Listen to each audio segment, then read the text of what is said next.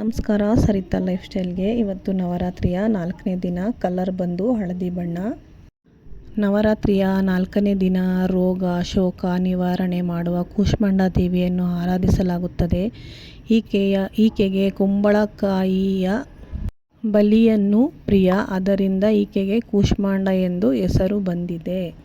ಸಂಸ್ಕೃತದಲ್ಲಿ ಕೂಷ್ಮಾಂಡ ಎಂದರೆ ಕುಂಬಳಕಾಯಿ.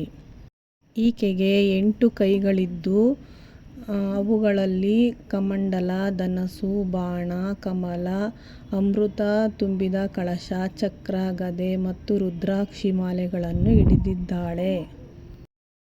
ನಾವು ಇವತ್ತು ಹೋಗಿದ್ದು ಅಷ್ಟೋತ್ತರ ಓದೋದಕ್ಕೆ ಹೆಬ್ಬಾಳಲ್ಲಿರುವಂಥ ಅನ್ನಪೂರ್ಣೇಶ್ವರಿ ದೇವಸ್ಥಾನಕ್ಕೆ ಹೋಗಿದ್ವಿ. ಇಲ್ಲಿ ಏನು ನಿಮಗೆ ಕಾಣಿಸ್ತಾ ಇದೆ, ಈ ದೇವಿಯ ಕೆಳಗಡೆ ಪಾದ ಇದೆ. ನಾವು ಏನೇ ಅಕ್ಕಿನ ಅಲ್ಲಿ ಕೊಡಂಗಿದ್ರು ಅನ್ನಪೂರ್ಣೇಶ್ವರಿ ದೇವಸ್ಥಾನಕ್ಕೆ ಹೋಗಿ ಅಲ್ಲಿ ಪಾದದ ಮೇಲೆ ಸುರಿದ್ರೆ ಅದು ಕೆಳಗಡೆ ಡಬ್ಬದಲ್ಲಿ ಕಲೆಕ್ಟ್ ಆಗಿರುತ್ತೆ.